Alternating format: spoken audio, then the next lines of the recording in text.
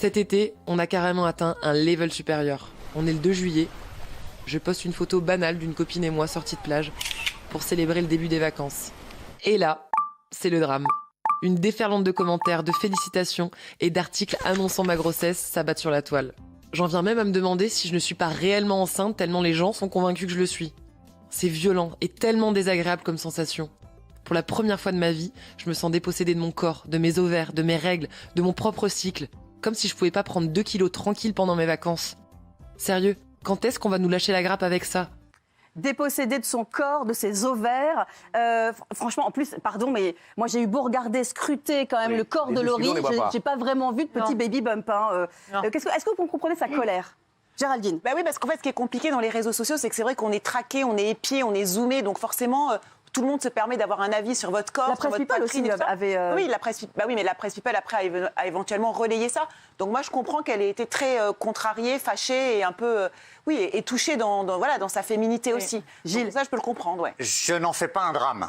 Je trouve que c'est regrettable, mais c'est pas de la grossophobie. Ça m'étonne de vous garant justement de la femme. Oui, mais justement, je réserve ça à des moments, je dirais, plus dramatiques.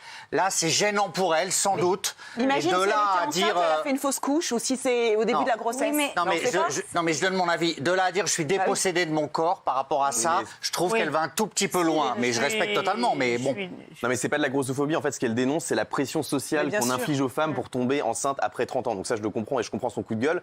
Après, voilà, le problème, c'est que quand on expose sa vie privée sur les réseaux sociaux, là, elle le fait en vacances, elle le fait aussi avec son chéri, c'est son droit, évidemment, mais il faut s'attendre à ce que la moindre information soit reprise, soit déformée, ou qu'on invente des fausses rumeurs et que ce soit repris par la presse. Oui, mais ce qui est assez désastreux, c'est que vous êtes en train de dire que c'est comme ça, et puis on fait Non, mais c'est les dangers des réseaux sociaux. On peut aussi ne pas exposer sa vie privée. Non, mais on peut trouver ça insupportable quand même de se faire insulter, traquer tout le temps sur le physique pour les femmes. Vas-y, t'as des rides, vas-y, t'as fait du botox. Oui, mais elle est à l'origine, Laurie Tillman, elle est à l'origine aussi d'un livre de bien-être où elle donne des conseils comment manger, comment faire du sport. Donc quand on est en maillot de bain, c'est vrai que les nénettes qui vont la suivre vont peut-être se dire là c'est vrai qu'elle a un peu minci, ou lui poser des questions, mais comment elle a fait, est-ce que tu as fait un régime, là elle est un peu grossie, peut-être qu'elle a moins fait attention. C'est aussi ce que disait Guillaume, c'est de l'exposition médiatique, on est obligé d'en assumer les conséquences. Bon, très bien. Justement, le côté absurde, c'est ce que dit les enfants, c'est pas non plus le sujet. Oui, tout à fait. 2h30 dessus. Elle a des abdos, la photo est juste, c'est juste ridicule le commentaire de départ, il faut aussi le souligner.